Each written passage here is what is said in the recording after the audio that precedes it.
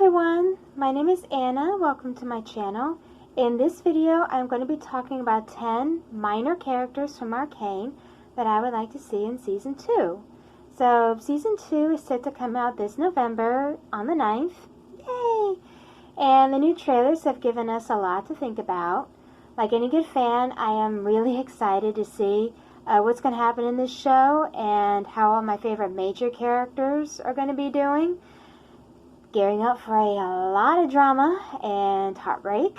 But I'm also interested in seeing what some of the more minor characters are going to be doing this coming season. How they're going to fare with the war coming up, and what they're going to be doing now that Jinx is on the loose and no longer has Silco to keep her in check. And the reason I chose these particular characters, there are 3 reasons. One, I feel like they've got a lot of potential as characters. They've got potential for development. Not necessarily a lot of development, but definitely a little bit. The second reason is because I think that they have the potential to enrich the story, the narrative, the plot, the world building, the themes. They don't necessarily have to be dynamic characters to do this, but they can definitely, they definitely do have, they are in positions where they could really influence where the plot is going to go from here. And the third reason is simply because there's just so much fun to talk about. One of the cool things about Arcane is that the writers are very good at using their time economically. They can give a character only 1 or 2 minutes of screen time and so make them more interesting, more dynamic, and richer than a lot of main characters from lesser shows or lesser movies.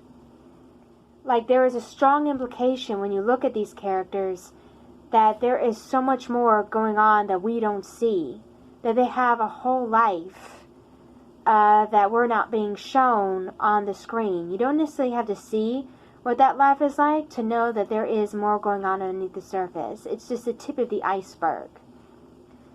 So, without further ado, let's get into it. Number 1 on the list is Ren, the little daughter of Sheriff Marcus. Ren served a twofold purpose in Season 1 of Arcane. The first purpose was giving an otherwise unsympathetic character a more sympathetic side. Pretty much no one in the fandom likes Sheriff Marcus. They do not like who he is as a person. They do not like how his character is written. They just do not like this guy. And Ren sort of gives him a softer side, a sort of more honorable side, a reason to keep tolerating Silco rather than just killing him outright. And you can't help feel just a little bit sorry for him when Silco arrives at his house and proceeds to not so subtly threaten his daughter if Marcus does not toe the line. I mean, that's just something no parent should ever have to go through. And even though Marcus is dead, his daughter, we're assuming, is still alive and well. And I'm really interested to see what's going to happen to her in the war between Zaun and Piltover, or if we're going to see her at all. Because that's the second purpose that she serves, is as a face of... She sort of personifies that theme of violence and revenge, that the cycle that we see in Season 1. Because in the very first episode, we see Jinx as a little girl finding her mother's dead body right after her mother is killed by enforcers. And what happens several episodes later? Jinx kills enforcers, including Marcus, leaving yet another little girl orphaned and alone. Or we're assuming she's alone. Maybe she has a grandmother somewhere. And I don't think that Season 2 will have a lot of time to show us the kind of person that Ren is going to become when she grows up, and how she's gonna deal with this later on down the line as she grows up. But I do think that maybe they could give like little hints of where she might go. Like, is she going to be making finger guns at the Zonites, the way Jinx used to make finger guns at the Enforcers? Are we going to get implications that she's going to continue this cycle of violence? Or are we going to see her actions be more towards peace? Are we going to see her interacting with the Zonites in a peaceful manner, making friends with them, getting together with other children from Zon, with other orphans from Zon and from Piltover? Like, how is this going to play out? I just think that with her character, the writers could take these themes even further and maybe give a more hopeful message of eventually breaking the cycle of violence and taking steps to reunify the two cities, or to at least forge peace between the two cities. And that potential actually leads me into number 2 on the list, the unnamed Vastaya/Chirian Firelight. For those casual fans who don't know what a Vastaya or a Chirian is, he's basically that big buff Firelight with the big bat ears and the little bat face. He doesn't have a name, but in my opinion, he is very much the MVP of the Firelights. He saves Echo in their very first appearance. He takes on Vi. Doesn't win, of course, but he puts up a pretty good fight against her. And he also tends to Echo's leg in the last episode after he and Heimerdinger return to the hideout. And like, this guy only has one line, but I think out of all the Firelights, he could go through some of the most character development in season 2. Or at the very least, we could get a name, because we see so many hints of the kind of person he is, not just through his interactions with Echo, but through his interactions with other Firelights. Like, there's a scene when Echo is showing Vi around his hideout of him holding a little baby that looks very much like him. And it doesn't really say, but who she is and what her relationship with him is. But given the amount of single fathers that we see in Arcane, Vander, Silco, Marcus, all of those, it's safe to assume that this particular Firelight has a little daughter of his own, who is living with the Firelights for her and their safety. And what I think could happen in season 2, like with Ren and with this particular Firelight, it would be so cool if maybe the Firelights were like engaging in rescue missions around Piltover and Zon, like gathering up orphans and refugees, people who don't have homes, who don't have anywhere to go. And it would be so cool if that particular Firelight could save Ren, like during a battle, to swoop in and save her from under a pile of rubble or something, and then end up taking her back to the hideout, and she ends up becoming a sort of surrogate daughter for him. And I don't know if that's actually going to happen or not, but it would be in keeping with the message of hope and optimism that the Firelights represent in the show. It would go a long way toward providing some character development for both Ren and the Firelight. And it would be a bright spark. Like, it would set a foundation for a potentially brighter future amidst these very grim circumstances that the characters are living in right now. So, number 3 on the list is Elora. You probably don't know who I'm talking about, or maybe you do know. Elora is Mel Medarda's assistant and confidant in Arcane, or was.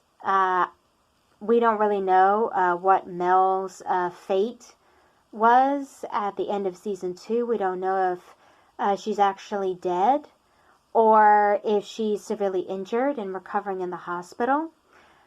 Either way, I would be very interested to see what Elora is going to do now that her friend and employer is MIA, as far as we know, MIA in season 2. What is she going to do? What is she going to advocate for after Jinx's attack on the council? Is she going to advocate for peace? Is she going to advocate for war?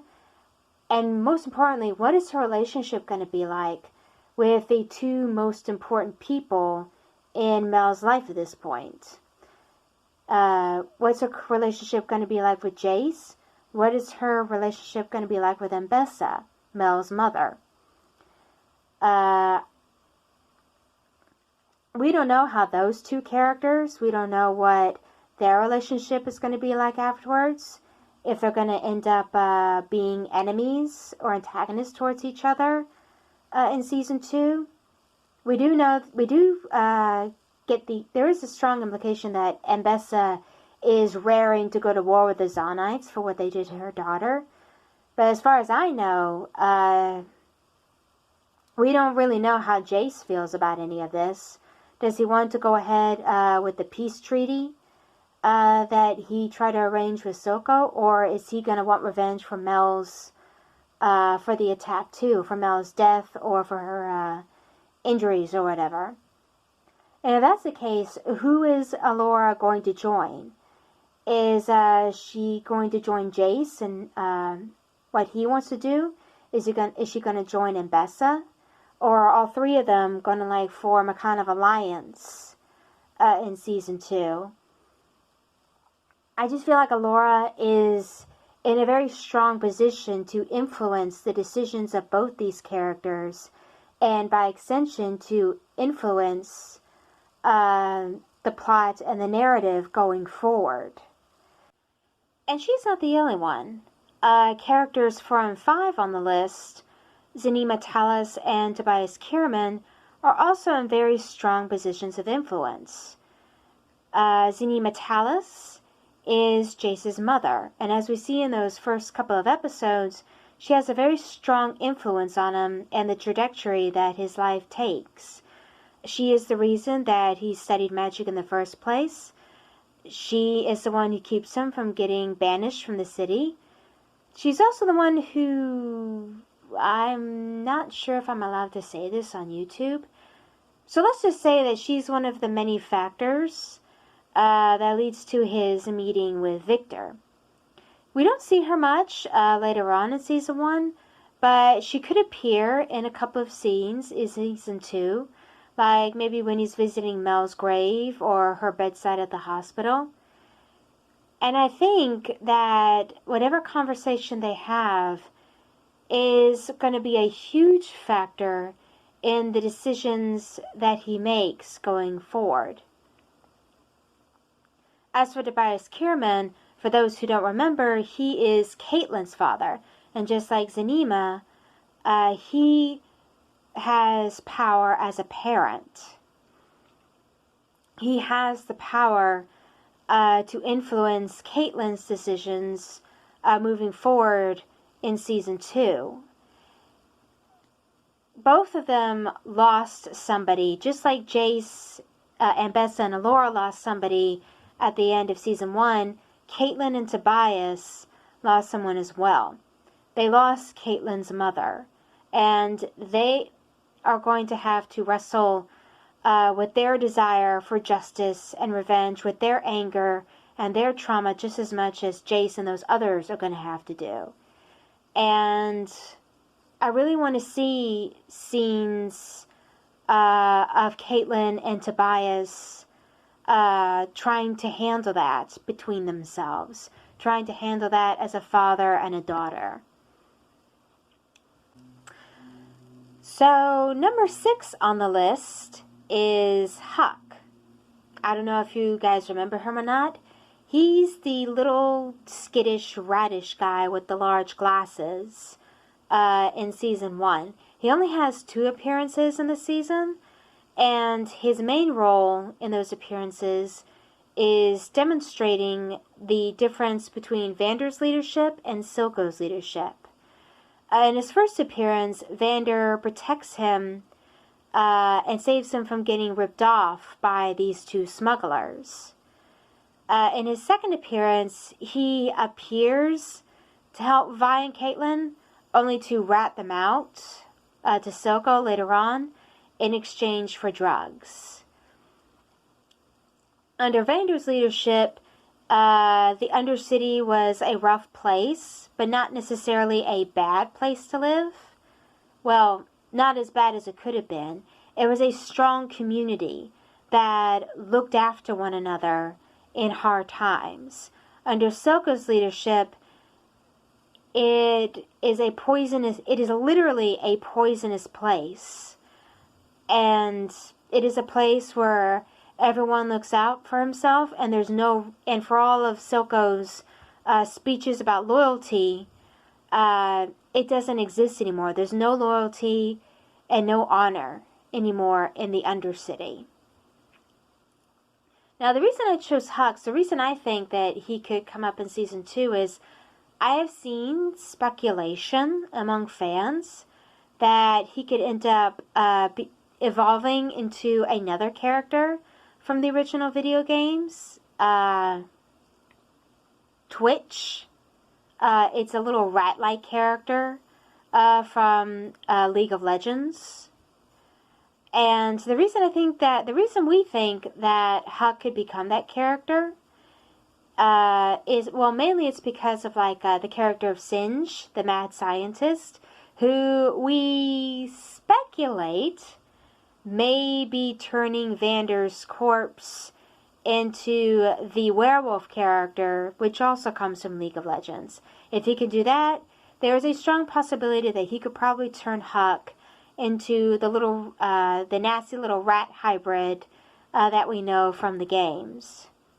And even if that doesn't work out, I would be very interested to see how Huck is faring in these new circumstances with the impending war between Piltover and Zaun, and if he's going to end up betraying his compatriots like he did in his second appearance, or if he's going to redeem himself later down the line. It's just something to think about. And number 7 on the list is Rennie. You probably don't know who she is. I don't think she was named. I don't remember her being named in Arcane. She is one of the Chem Barons who work under Silco. More specifically, she's the Chem Baron, the female Chem Baron with a little green tube under her nose, who loses her son in Jace's raid on the factory. She's also the one who tries to help Finn, the impetuous little punk, to try and overthrow Silco, only for it to go south when they do. I'm interested to see. I just think out of all the Chem Barons, she probably has the best storyline. That she could have a really good storyline in season 2.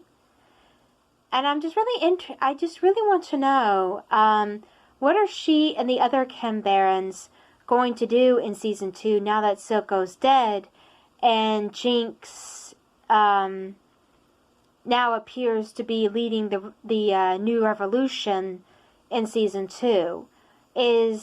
Are they going to ally themselves with Jinx?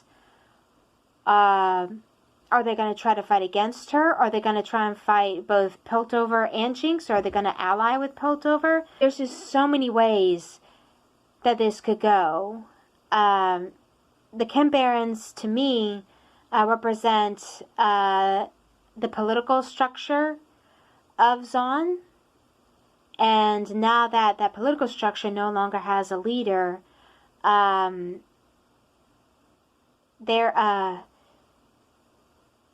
it's in a very fragile position right now. It is possible that all of these moving parts could end up allying with each other, or they could end up splintering apart. And if that's the case, I want to see where Rennie is going to go and how she's going to act when all this goes down. Speaking of which, number 8 on the list is Babette, the little lady Yordle who runs the brothel down in Zaun. She makes her first appearance in the first episode. It's a very brief appearance. She's kind of sending a little flirtatious wave to one of Vi's friends as they walk past. But she later plays a much bigger role in a later episode as an informant to Vi. Vi visits her in the brothel and asks for Silco's whereabouts. And Babette kind of gives her a rundown of what went on after Vander's death and how things are in Zaun now. And she tells her where to find Savika afterwards. She doesn't ask for anything. She doesn't rat them out to Silco the way Huck does. She just tells her purely out of thankfulness and loyalty to Vander. I don't know if there'll be room to show her and more of her story in Arcane. If they do, I think it would be in like little appearances, like very brief appearances. Maybe seeing how she and her people are reacting to the war between Zaun and Piltover. Maybe they're leaving the city for safer havens. Maybe they're taking refuge somewhere within the city. Maybe she'll play the role of the informant later down the line. Maybe she'll play a role in what goes down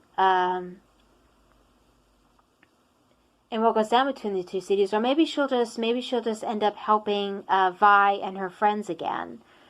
I mean, who knows? She's the only other Yordle that we see besides Heimerdinger. I don't know anything about Yordles. I don't know. I've never played the games. I don't know if she's as old as Heimerdinger or younger. But she is a very, I've used the word interesting so many times, I don't really want to repeat myself.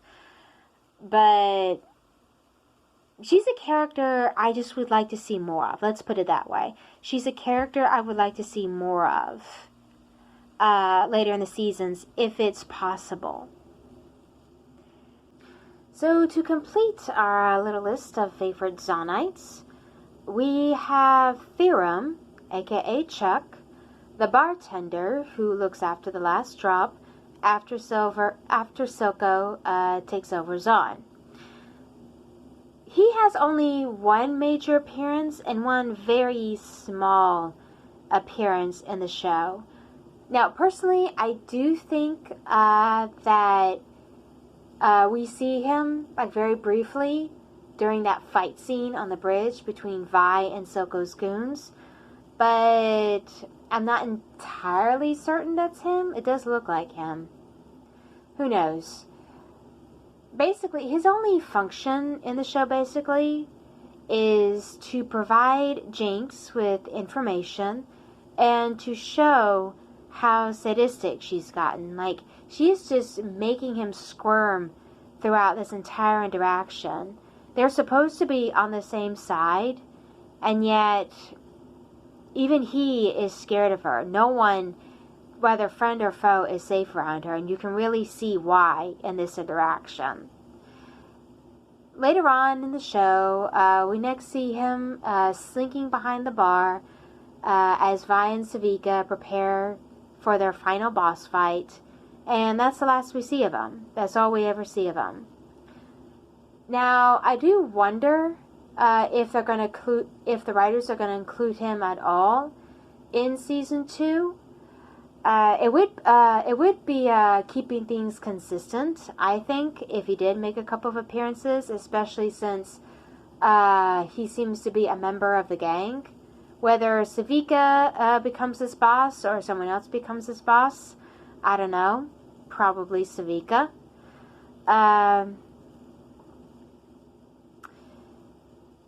But I'm not sure that they'll be able to give him another major appearance.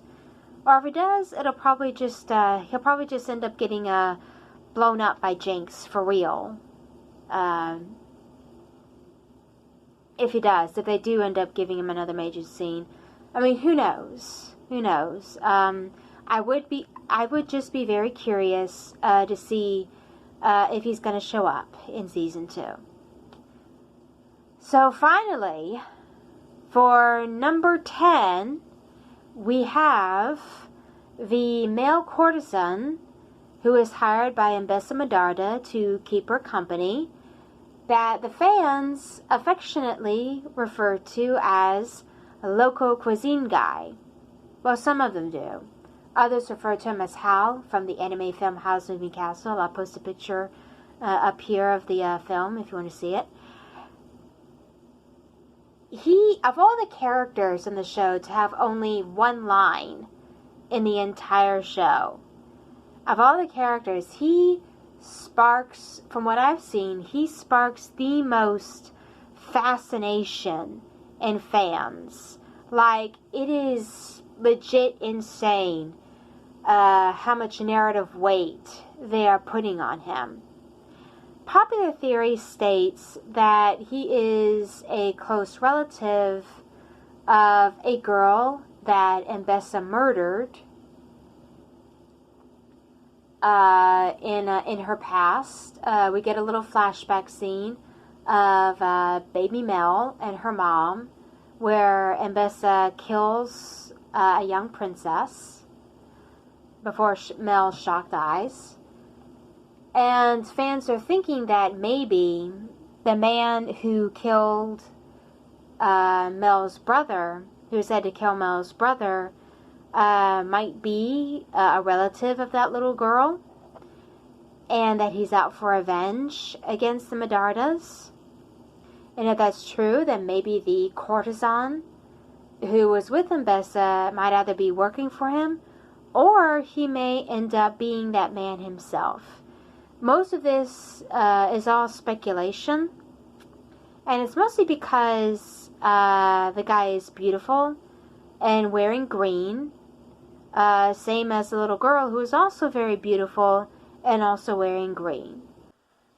Obviously, we're not going to know anything for certain until season 2 comes out, but to me, personally, it would be both surprising and delightful if local cuisine ended up being much more important than he seemed to be. But we'll just have to wait and see. Anyway, that's all for today. Thank you so much for watching. Don't forget to like and subscribe. And I will see you in another video. Bye!